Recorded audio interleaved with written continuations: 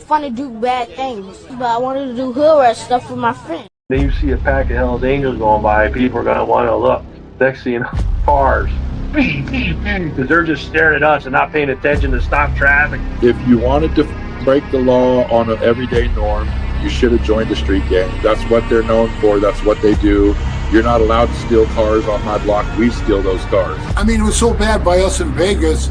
I was in the pool swimming, and the guys came back. Hey, Pee-wee, the cops are here. They want to talk to you. I said, well, go talk to them. Find out what they want. And they came back. They go, they want to talk to you. Typically, if you leave the club, if you haven't been in for 10 years, you're automatically out back. Got put out in 2006. Back in 2007, wound up going into Cannon. 2011. Came out of there. I had 4.5 years to walk off with zero support from that club.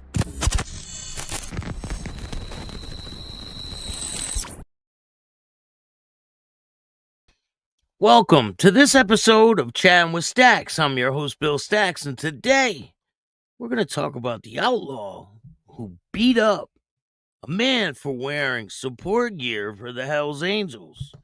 We got a lot of stuff to talk about. Before we get started, make sure you hit the like button, subscribe, hit the notification bell so you can get my videos every time they drop. Tell a friend to tell a friend. Tell your mother's, brother's, sister's friend about Chatting with Stacks, the dopest motorcycle content on YouTube. I appreciate all you guys taking the time to watch this show. Let's get into it. So I want to give a bunch of shout outs. I didn't come on yesterday because I was busy. I was at Ambix Studio. Shout out to Manny Vitale. We did some crazy videos yesterday, some really good ones from the prison cell, and it was something creative. So I hope you guys like it when it comes out. Should be coming out soon. I'm going to be working on editing, so it turns out one of my cameras shit the bed, so I got to work on fixing that. But it is what it is. Lindsay, how are you? Thank you for joining me. I appreciate everything you do for this channel. James, how are you? Mick, caught alive while on the clock at the steel plant. Shout out to you, man. Ken, what's going on? Path Killer, TCG. Thank you guys. Yeah, the skits from the prison cell. But then we started getting into telling stories back and forth. So it was pretty cool. We spent a lot of time there doing it. Shout out to Manny. Here's a picture from yesterday. Let me see if I could get some pictures from when we were in the prison cell.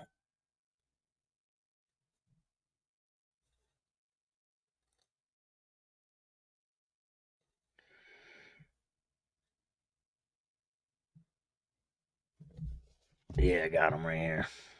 So today we're going to be talking about the peace treaty that's going on with the Mongols are at the table wanting to coexist with these other clubs. I think that's a great thing. And we're going to talk about what my thoughts are on that, even though I'm not a part of a club. So what I think really probably doesn't matter. But I'm still going to give you what I think about the whole situation. We got a bunch of cases to talk about that are going on. We're going to talk about this dude. We did a show a couple days ago, maybe 4 or 5 days ago, about the outlaw getting arrested for the 4th time, I believe it was, in 2 years. This is the same guy, but they didn't release exactly why he was arrested. They just said the charges and that he was arrested for the 4th time in 2 years. But now we have a little more details, and we're going to bring them to you guys. Here's some pictures from yesterday. Chilling in the prison cell,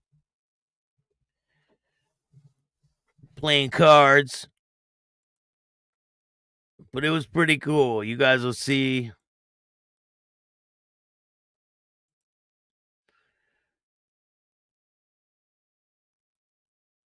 Yeah, definitely don't miss going to prison. But shout out to Manny. Shout out to they have a thing going on Saturday, the Recovery Festival, I believe the name is. It's about recovery. It's in I think they said Milford, if I'm not mistaken. Miklo, what's going on? Mile High Magic, what's good? Richard, Rory, how are you guys? Miklo, shout out to you, man. Thank you for joining me today. Go check out my interview with Miklo. Lots of great content on the way. So let's start it off with the peace treaty that's going on with the Mongols coming to the table, wanting to coexist. It's a great thing, but will it work?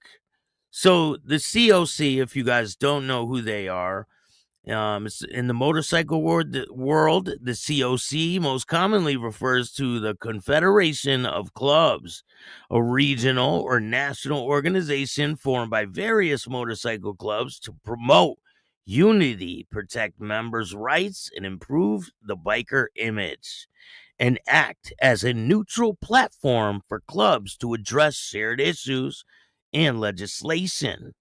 These organizations facilitate communications between clubs, can help resolve disputes, and support efforts to ensure legal protections and fair treatment for motorcyclists. So they're basically like a mouthpiece for different clubs. And here is a video 25. COC. A lot of clubs are involved with it. The Devil's Disciples, the Outlaws. I'm pretty sure the Banditos are there. The Mongols are there. There's a lot of different clubs. You guys can see all right here. The Thunder Guards. Shout out to the national president from the Thunder Guards. The Warlocks are there. You see the Warlocks. So the Warlocks and the Mongols, they had issues earlier this year, and here they are in the same room together. So a lot of the stuff that people think is going on isn't going on, and they just want to perpetuate the bullshit. So don't believe everything you hear. A lot of these clubs have been talking for a while, and the lawyer gave a statement to a lot of different channels and people on YouTube to release on behalf of the clubs that they want to get back to the camaraderie and the motorcycling and the brotherhood. Hey, Big Lock Joker, what's going on? Satan's Choice isn't in the COC, I believe. This is an American thing, I believe. I could be wrong. 2025.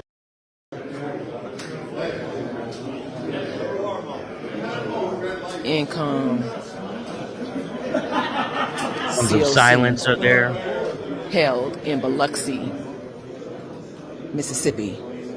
These are all the CLC clubs represented here in Biloxi, Mississippi. It's a lot of clubs. But I hope they do strike a peace deal. But will it last? I think that the rivalry goes a lot deeper than just coming to the table and say, hey, we're just going to coexist. Because people have died over these rivalries. They go pretty deep. They go generations and generations. People have lost their life. A lot of people hold grudges. But will the peace have a ripple effect? And will everyone listen and obey the guidelines of a peace deal? I hope it does happen, because the senseless violence, it doesn't need to happen. If they can get back to having, a fist fight, that would be the best thing, right? If there's a disagreement, you guys both bring people to the table and you fist fight over it. I mean, nobody ends up getting killed and they all walk away. Maybe a little hurt ego or something, but you're walking away from the situation, I hold grudges too, Ken. I just can't let things go sometimes. I mean, and it doesn't matter if someone else is trying to push peace. Me personally, that's just the way I am. I'm not going to follow it. But hopefully these people follow whatever is going on. I know it's going to be a monumental task because there's a lot of people that are involved with something like this. It's a lot more intricate than we see on the surface. You know what I'm saying? But I really hope it does work out. I hope they all can get along and come together because the feds want to bring them all down. They want to bring all the clubs down except for the cop clubs because they get special treatment. We all know that. We've seen that with countless Iron Order members who have been arrested for murdering Mongols member. They let him right out of the cop car.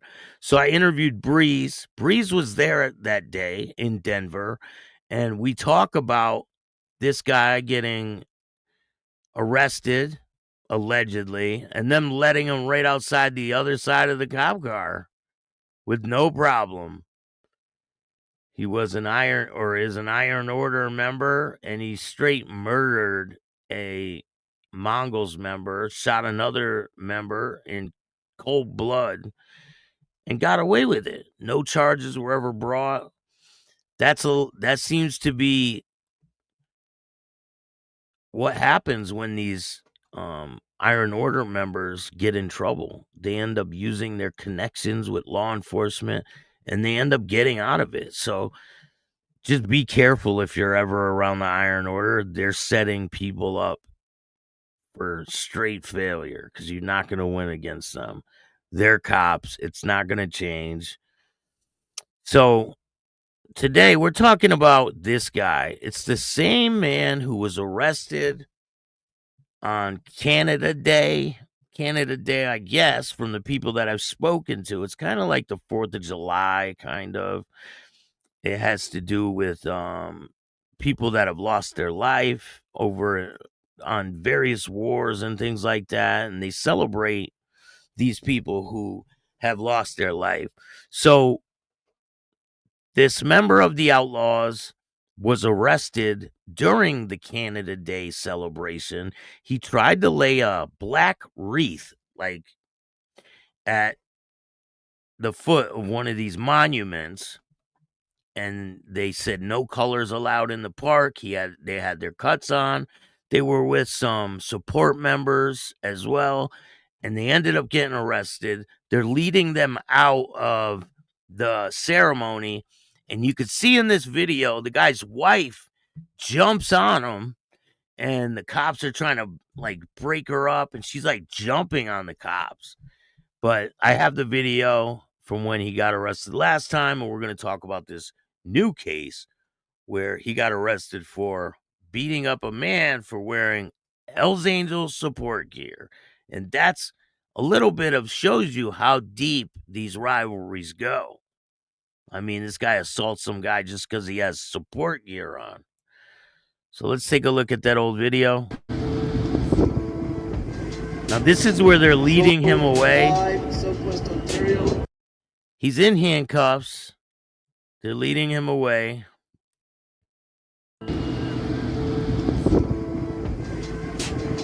Zone 5, Southwest Ontario, Lieutenant Governor Lynn Scavero. And I believe that's his wife right there. You see with the phone on the left? I'm pretty sure that that's his wife because she ends up getting arrested too.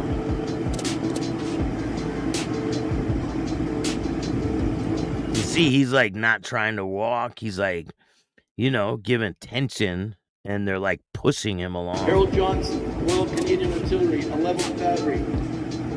You see the wreath in his hand that he was trying to lay at the ceremony. You could see it right there. Battery. An FB Buster Nisbet, Royal Canadian Navy.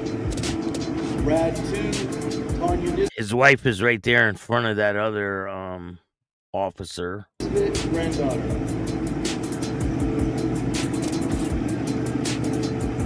He's like, he doesn't want to go with him.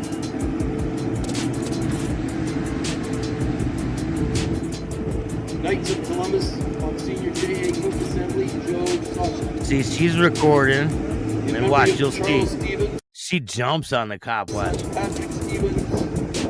In memory of Bill Stevens, The cop jumps on her, and then watch what happens. niece Alice Stevens. She jumps up.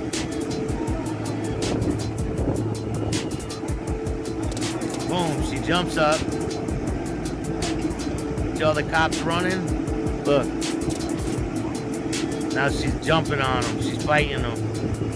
The cops are like, oh, hell no, you're coming with us.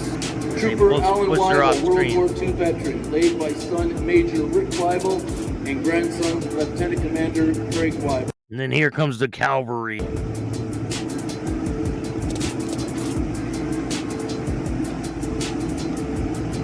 Roy Francis Huggett, Royal Canadian Combat Engineers, Robin Huggett. St. Andrew's Presbyterian Church, Reverend Emily Webb. Charles Rockcliffe, 26th Battery, laid by Kirby Lee, Scott, and Tyler Rockcliffe, grandchildren.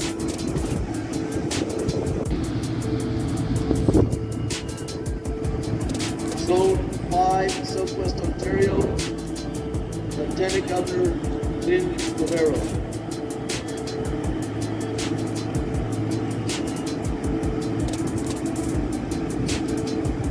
Harold Johnson, Royal Canadian Artillery, 11th Battery, and F.E. Buster Nisbet, Royal Canadian Navy, Brad 2, Tanya Nisbet, granddaughter.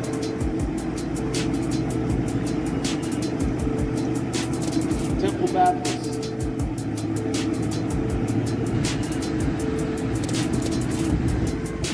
Knights of Columbus on Senior J.A. Cook Assembly, Joe Sasha. In memory of Charles Stevens, son Patrick Stevens. In memory of Bill Stevens. Cop grabbed her, niece you seen that? Alice Stevens. Cop scooped her up. She tried to grab, I think he has a cane or something, and she was trying to grab it when they were walking. You'll see coming up, but I think they keep pushing him. Maybe he has something wrong with his leg, maybe. See in right there, you could see it. Right there. You see the cane right there? Watch, she tries to grab the cane. Temple Baptist. And they're not letting him use it. Look, she grabs it right there. Boom, she grabs it. She's got her hand on it now. And they're not letting him use his cane. They're just pushing him along. Knights of Columbus on Senior J.A. Cook Assembly, Joe Sasha. In memory of Charles Stevens, son Patrick Stevens. In memory of Bill Stevens. Boom, they grab her, push her to the ground. Alice Stevens.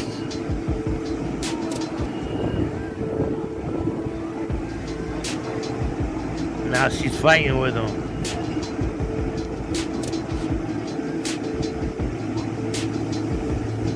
And they're like, oh no, you're coming with us. Trooper Alan Weibel, World War II veteran, laid by son Major Rick Weibel and grandson Lieutenant And then here Commander comes the Craig cavalry. Weibel.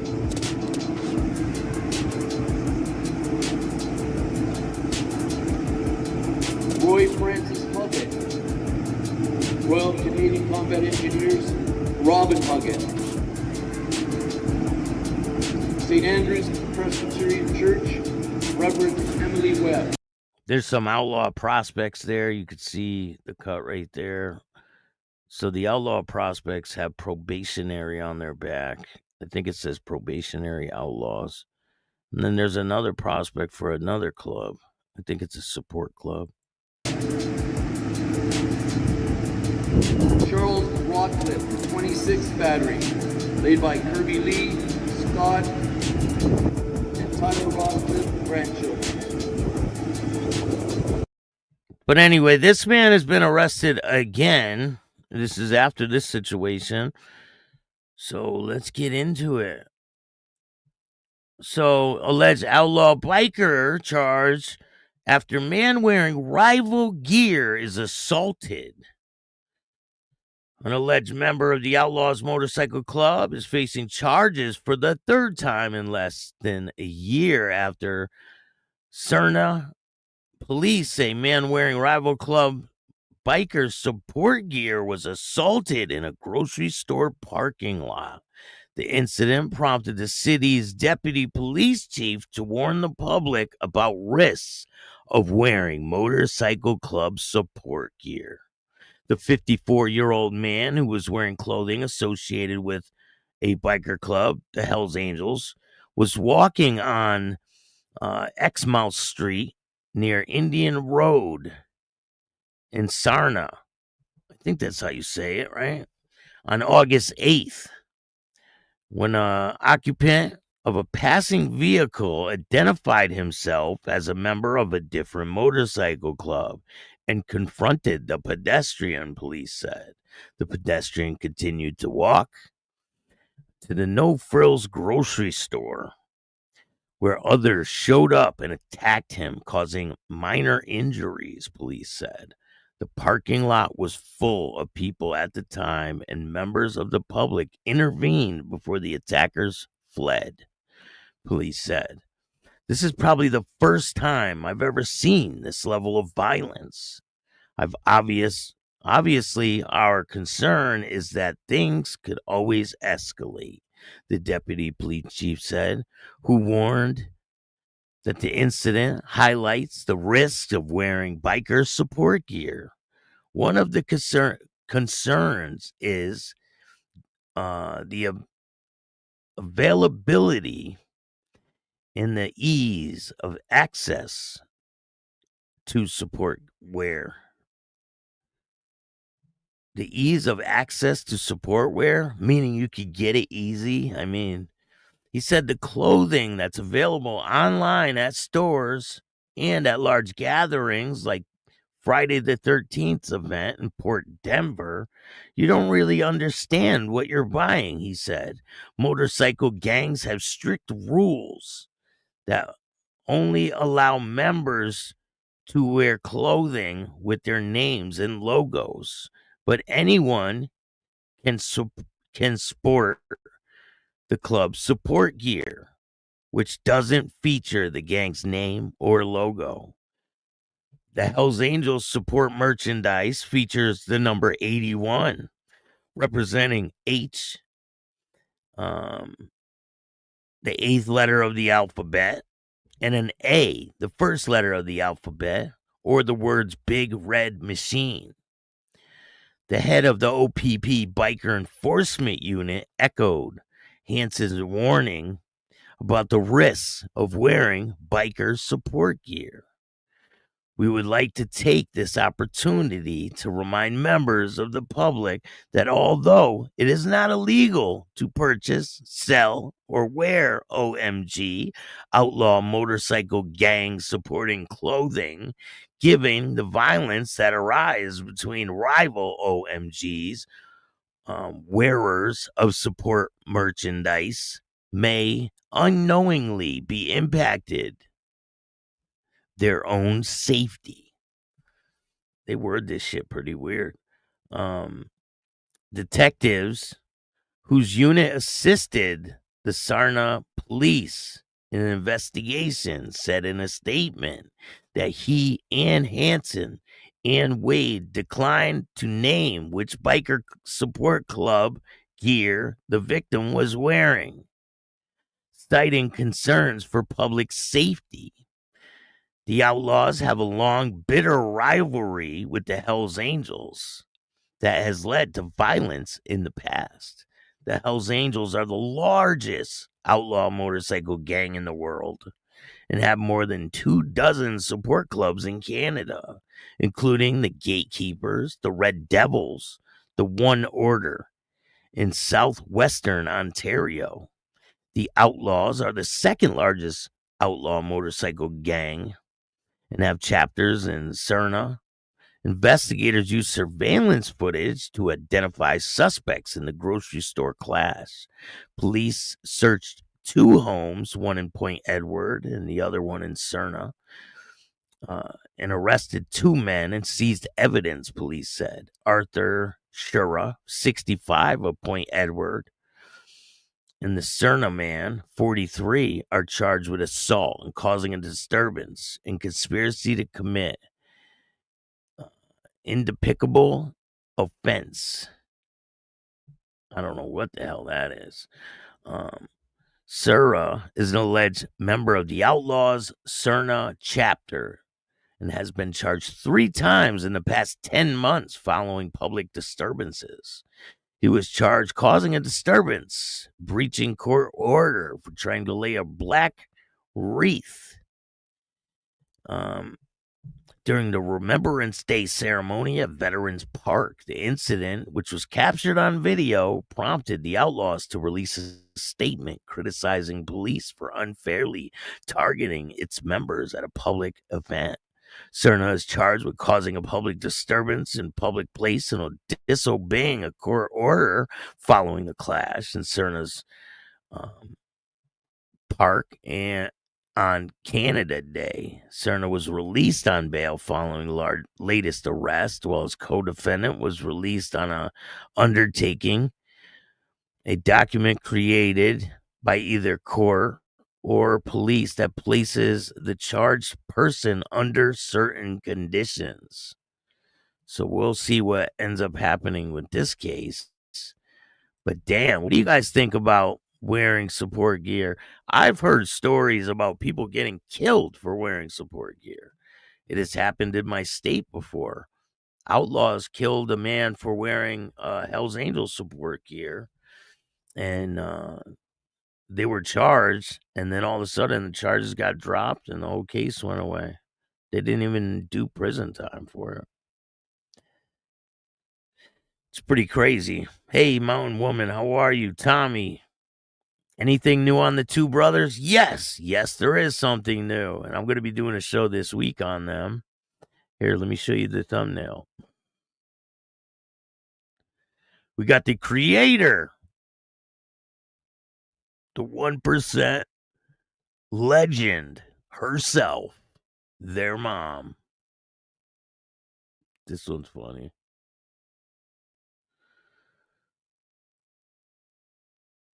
They want to be accepted by 1%ers. This is messed up, brother. They did release a statement. I guess they see this peace thing that's going on with the clubs, and they released a statement. Let's check it out. Peace and be the first 1%ers to show. Mongols want to make peace and be the first 1%ers to show how it's done. And I think it's a great idea. You need to accept Twin Outlaw and show the other MCs how it's done. God bless. You serious?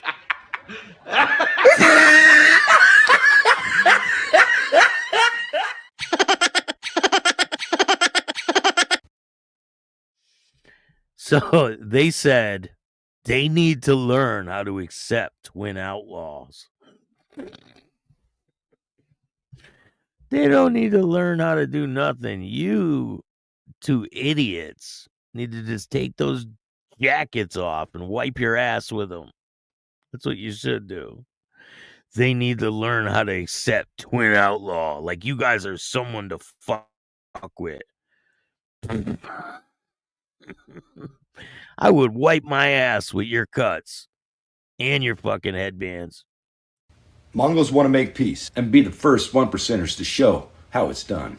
And I think it's a great idea. You need to accept Twin Outlaw and show the other MCs how it's done. God bless. You serious?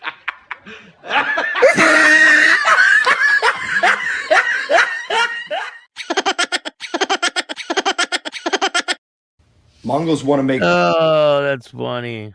Don't worry, we got more on the way about dipshit 1 and dipshit 2. Tweedledum and Tweedledee. We're going to bring you all types of funny content about them too. So we got a bunch of other things to talk about today. So there was a crazy bust, fentanyl bust in Connecticut. Fentanyl guns found in Waterbury home. 12 people were arrested. Waterbury, Connecticut, law enforcement officials arrest 12 people and seize illegal firearms, drugs, and after searching Waterbury home on Wednesday, Waterbury officials executed a search warrant on Willow Street. I know Willow Street very well. I used to be out there all the time when I was young. Around 10 a.m., with the help of Connecticut State Police. During the search, they found heroin, fentanyl, drug paraphernalia, American Tactical AR-15, a 10-millimeter Glock pistol, a Ruger SP-101 revolver, ammunition, and about $8,000 in cash were found by police. After the search, about 12 people were arrested. Isaac Makoa is charged with interfering with the search warrant, possession of an assault weapon, altering, obliterating assault marks, serial marks, possession of high-capacity magazine, unsafe storage of firearm, illegal sale, transfer of firearm, illegal possession of a pistol, criminal possession of a firearm or ammunition, possession of narcotics with intent to sell. Isaac Mahoa, this must be his brother, were charged with unsafe storage of a firearm, illegal sale, transfer of firearm, interfering with police search, criminal possession of a pistol, criminal possession of a firearm or ammunition, possession of narcotics with intent to sell. Jacob Moa, charged with interfering. So this is three brothers, obviously. Interfering with a search warrant, possession of assault weapon, altering or obliterating serial marks, possession of high-capacity magazine, unsafe storage of firearm, illegal sale, transfer of firearm, possession of narcotics with intent to sell. Brian Perez was taken into custody on 5 active warrants. Mario Santos, charged with interfering with a search warrant. Christina Jansen was charged with possession of drug paraphernalia. Rosemary Winters was charged with tampering with evidence and possession of narcotics with intent to sell. Gladys Velez is charged with interfering with a search warrant, possession of drug paraphernalia. Myra Pope was charged with interfering with a search warrant, possession of drug paraphernalia. Louis Tremblay was charged with interfering with a search warrant, possession of drug paraphernalia. Heather Huntley was charged with interfering with a search warrant, possession of paraphernalia. Pablo Squazzari was charged with interfering with a search warrant, possession of drug paraphernalia. And I have pictures of all these individuals, and I will show them to you now. These are definitely not chicks that you bring home to mom. Take a look at these ones, huh? This is one of them. Look at these people. Yep. You can tell, like, these people are seriously under the influence. This guy's one of the only person that was released on a promise to appear. These are the brothers, the 3 brothers. This guy, and this guy are the 3 brothers.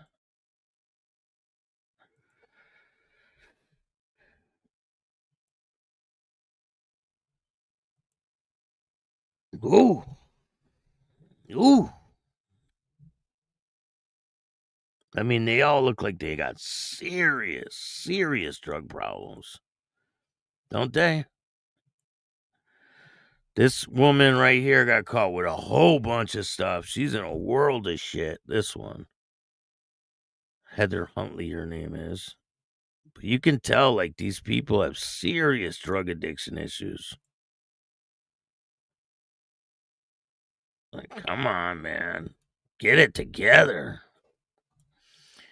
Some people, they won't get it together till it's way too late. Some people just don't get it. I mean, I was one of those people, but I don't know. You know, I was bad, but I really can't judge people for what they do. I was no better than any of them. But it's definitely possible to change your life. You could get sober. You can change your whole life. Your life doesn't have to be that. You don't have to let that be the rest of your life. because it's a terrible existence. I know exactly how it is to live in that type of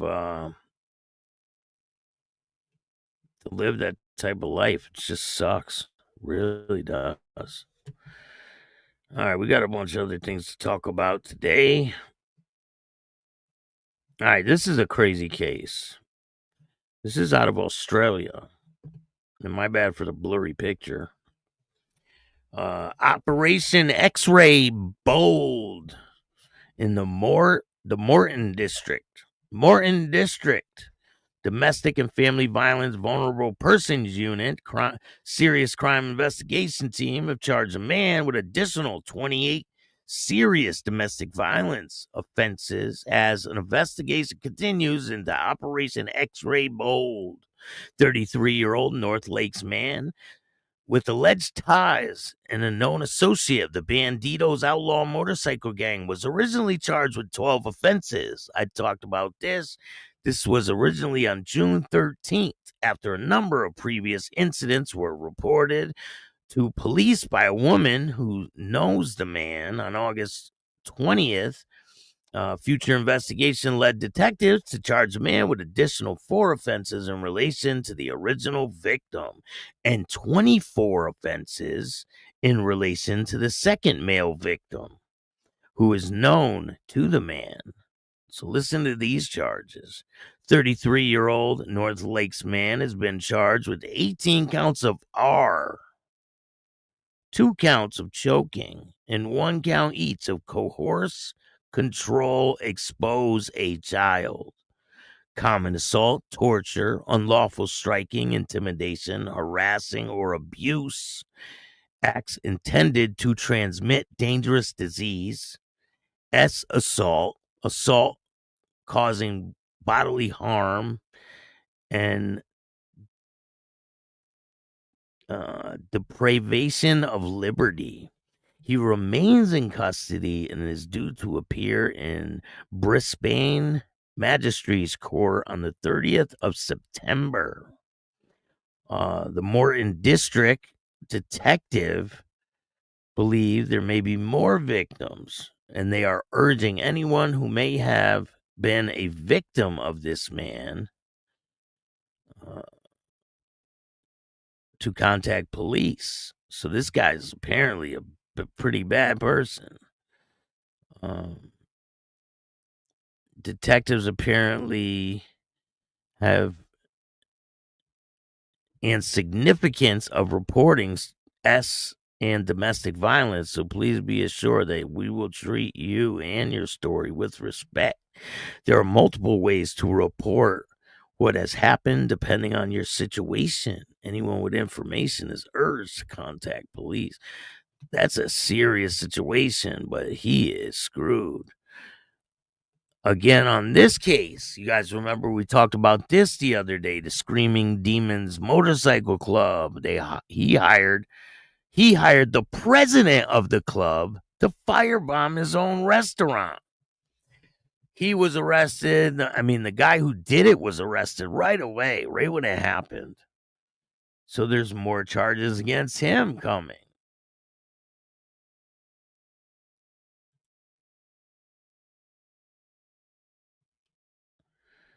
Let me see if I can find it.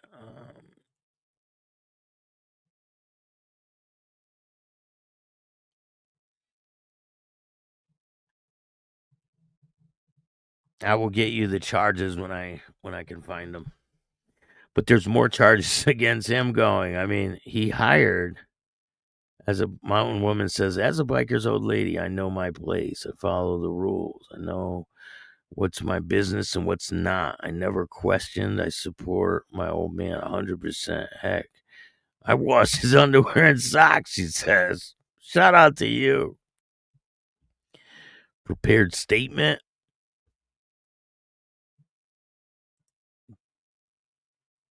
She's a handsome woman. Some people need help more than others. Let's just put it that way. It's not the support gear that gets people hurt so much. It's the reaction when they're told to remove it. That's when people get hurt. Yeah, that's the problem, though. People tell you to remove something. You're like, I ain't fucking taking my shit off. You crazy? You just got to be aware of what you're getting into, right?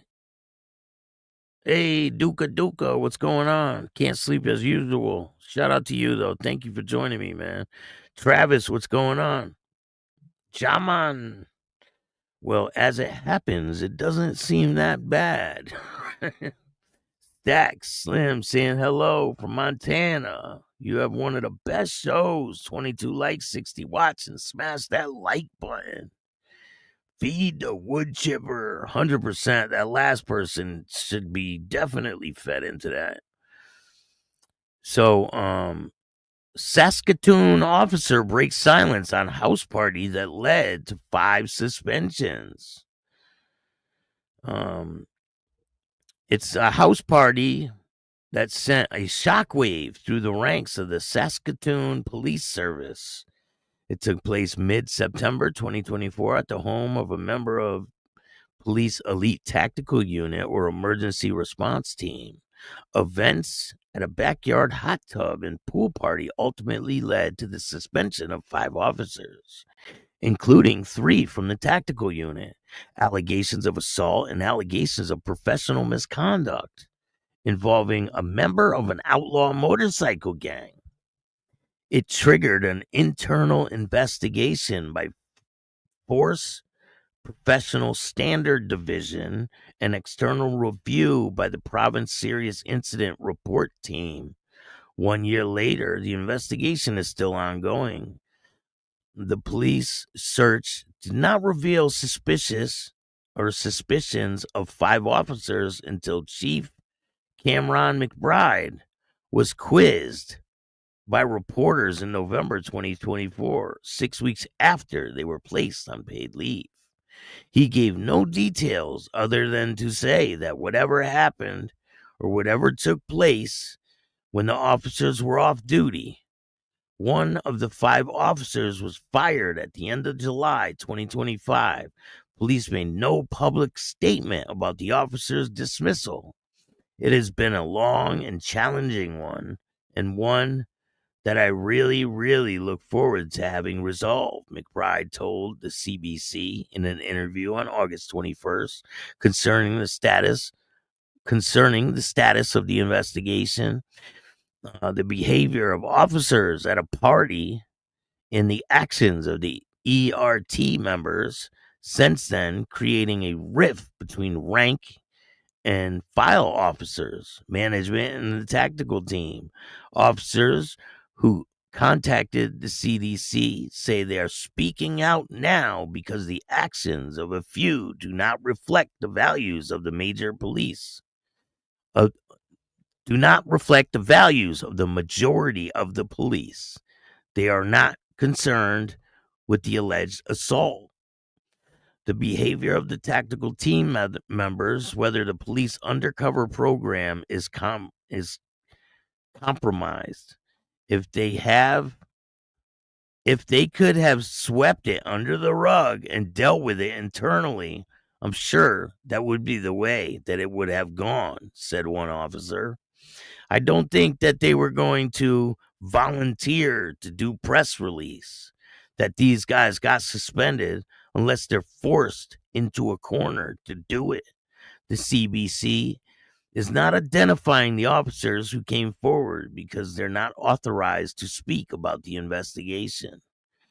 So this involves a motorcycle club and a bunch of other things, and we're going to dive deeper into this situation.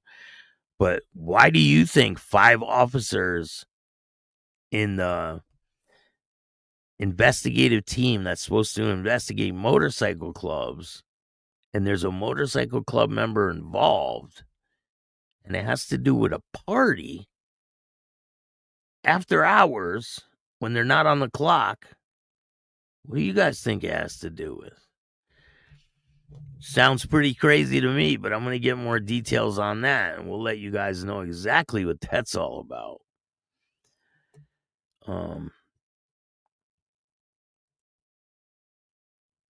So here's another article about the biker charged with assault in Canada. Hey, Mark, what's going on? Joe Blunts, what's good? Thank you for joining me today. I might be out in New York City soon, so I'll come check you out, man. So, biker charged with pedestrian assault. An alleged member of the Outlaws motorcycle club is facing charges for the third time in less than a year after Sarnia police say a man wearing biker support gear was assaulted in a grocery store parking lot. The brazen attack prompted the city's deputy police chief to warn the public about the risks of wearing motorcycle support gear. The 54-year-old man, who was wearing clothing associated with a biker club, was talking to Exmouth Street near Indian Road on August 8th, when an occupant of a passing vehicle identified himself as a member of a different motorcycle club and confronted the pedestrian. The pedestrian continued walking to the No Frills grocery store when additional members of the motorcycle club showed up and attacked him, causing minor injuries, police say. The parking lot was filled with people at the time, and members of the public intervened before the attackers fled. This is probably the first time I've seen this level of violence, but obviously a concerning thing could escalate, the deputy police chief said, who warned the incident highlights the risks of wearing support gear. So my question is to you guys, what do you think? Do you think there's a risk in wearing support gear? Or do you think it's no big deal? It's just support gear. I really want to know what your thoughts are. So we got one more situation about a Mongo member. And this is the guy right here. So Mongo's biker walks free without conviction after Carnes nightclub blow up. Carnes, Queensland. A Mongo's motorcycle club member whose tattoo left little doubt about his affiliation walked into the Carnes Magistrate Court this week facing a weight of late night brawl. He walked out with a fine and no recorded conviction. The case, which captured the attention for its blend of outlaw symbolism and everyday humanity, involves a hardworking roofer whose nights spiraled after tensions flared inside the nightclub. According to police, the Mongols member was caught up in the fray that erupted on the dance floor. At the height of the scuffle, he picked up a bar stool and gestured, prosecutor argue, could have escalated already volatile scene. No one was seriously injured, but the act was enough to bring charges to public nuisance before the court. Standing before the magistrate, the roofer pleaded guilty to 2 charges linked to the nightclub blow-up. His defense emphasized his steady employment and lack of serious prior trouble and remorse for what he framed was an alcohol-fueled lapse in judgment rather than a pattern of violence.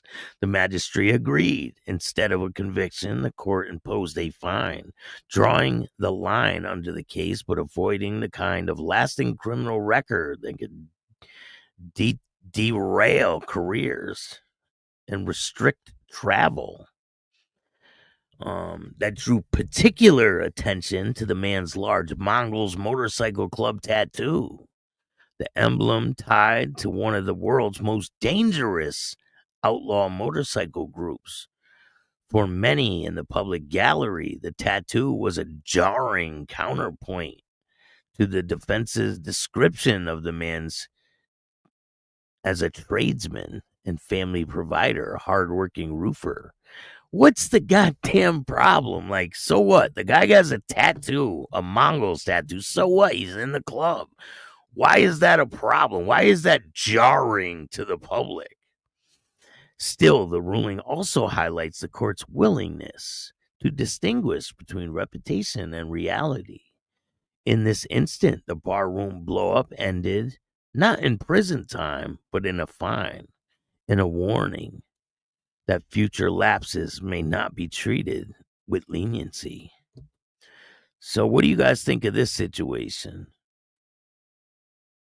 I think the public overreacts a lot of times, and they try to scare the public with this stuff. Like, so what? He has a tattoo of the club he's in. So what? Like, what's the problem? Look at these dingleberries. These guys bring their mom into the situation. They got their mom wearing a 1% tag. Listen, if they cared anything about this old lady, they would say, hey, Mom, don't wear that. So listen, if you're worried about wearing support gear, just remember, these guys wear cuts every day. These guys wear their own cuts every single day. So don't worry about wearing support gear. But don't be stupid like these guys either. But I hope you guys like this content. There's a lot more on the way. I appreciate you guys. You got to know where to wear stuff like that, you know? You're obviously not going to wear it to stupid people win stupid prize, Storm King says. You're definitely right about that. You're not going to wear it around at a Mongols convention. You're not going to wear support gear for the Hells Angels at a Mongols convention, right? But, I mean, I don't discourage people from wearing support gear. Wear what you want. And I hope this peace deal talks all works out, because enough of the violence. I don't think it'll quell all the violence around the country, but it'll put an end to a lot of major conflicts, you know? These people would be best friends if it wasn't for the patch that they wear. And that's the sad part, because they all have the same outlooks on life, they're the same types of people. Tommy, what's going on? But thank you guys for joining me. There's going to be a new show dropping with Breeze. That one's going to be coming soon. I got the one with Mike Ball. That one's coming out really good. I got 2 parts of that done, but I'm working on it for you guys. I will have it done as soon as possible.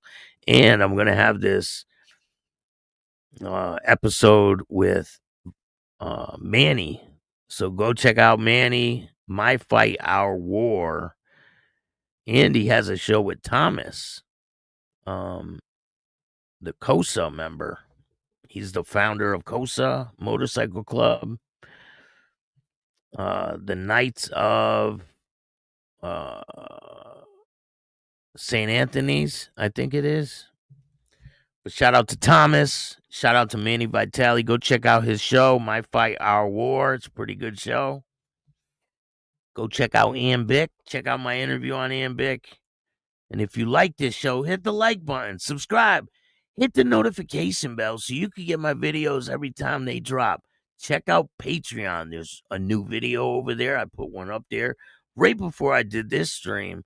And, you know, I don't have to hold back over there. I could really say what I want and play what I want. So go check out over there. It's a pretty good video. It's the second video I put up since I started trying to do live streams over there. So if you want to help out the show, you can donate to Cash App at Chatting with Stacks, and every single dollar helps. It goes a long way. You know, YouTube takes 30% of your revenue. So if you want to donate, feel free to hit up the Cash App. And if you want to tell your story on Chatting with Stacks, just hit up my email at billstacks2021. And I appreciate all you guys. Thank you for joining me. If you like this show, hit the like button, subscribe, hit the notification bell so you could get my videos every time they drop. And if you don't like this show, too fucking bad. Start your own podcast. Tell a friend to tell a friend. Tell your mother's, brother's, sister's friend about Chatting with Stacks, the dopest motorcycle content on YouTube. I appreciate all you guys, and remember, don't be a bitch. And all new at 5, a major organized crime bust. 23 people under arrest now accused of stealing guns and cash. Today, police revealed 4 organized crime groups are wreaking havoc. From aggravated robbery to kidnapping, burglary, and more. Let's take a look at this. New pictures from court documents in this case. These are a few of the people who have been charged. And investigators say the money, tens of thousands of dollars, is all stolen.